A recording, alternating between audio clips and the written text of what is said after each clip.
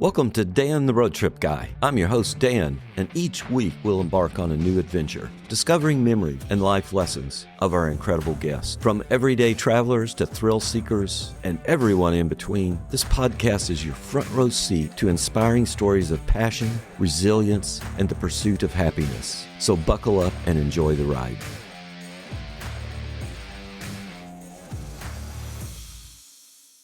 I had the urge to do a personal recording tonight. There were a couple things that happened this week that just sort of got me in the mood. This week was our company's outing to the Cincinnati Reds baseball game. I rode down, well, no, I didn't ride. I drove, right? I'm Dan, the road trip guy, with one of my coworkers.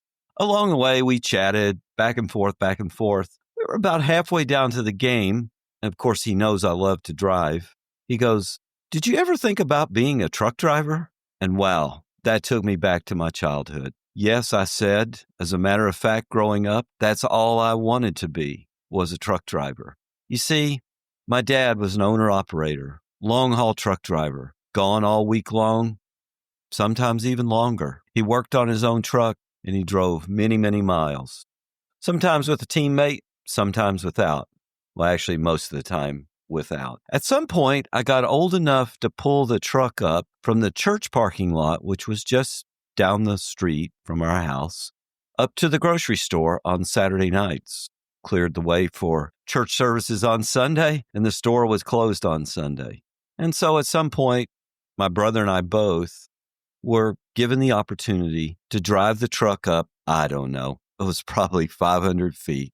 But the most important part was backing it in. And I could probably still back a truck in. It might take me a few tries, but I could probably do it. But that's all I wanted to be. Even until through college, I still wanted to be a truck driver. There was a point when I went home one weekend. My dad was home and he goes, "Hey, I got to do a short run down to Tennessee. We'll go down tonight. We'll spend the night in the truck and we'll come back tomorrow." Oh, I was like, "You bet. When we leaving?" So off we went. It was a short run. Few hundred miles. We did. We slept in the truck. I'm pretty sure he probably put me in the sleeper of that cab over Kenworth while he laid across the doghouse. That's what he called it. I don't know if all truck drivers call that the doghouse. It was the big hump in a cab over truck over the engine. Anyway, we get up the next morning, we unload, and we head home. We were probably about 4 or 5 miles from home. My dad eases the truck over to the shoulder of the road. And he goes, "All right, you drive." Now, this was my first ever opportunity to drive the big rig on the open road, quickly into that seat. And then I'm staring at two shifters because his truck had a 5-speed and a 4-speed transmission. And I'm like, oh, I've never changed gears going up to park the truck other than to put it into reverse. And now I got to shift 2 levers? I don't know.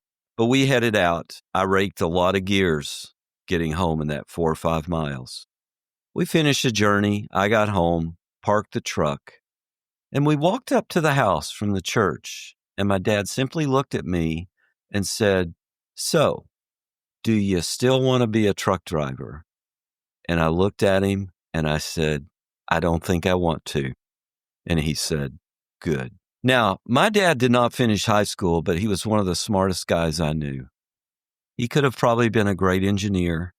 He could have probably built anything. But that day, he wanted to teach me a lesson about why I did not want to be a truck driver. So I shared that story with my coworker. So I said, no,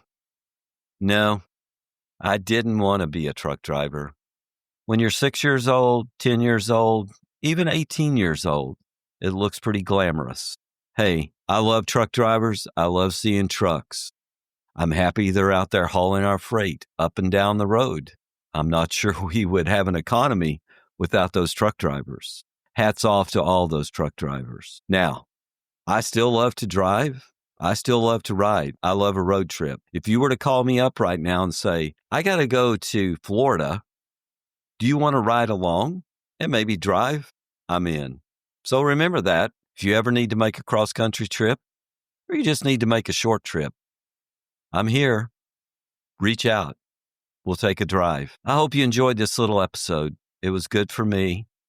And I've got more coming up, so stay tuned.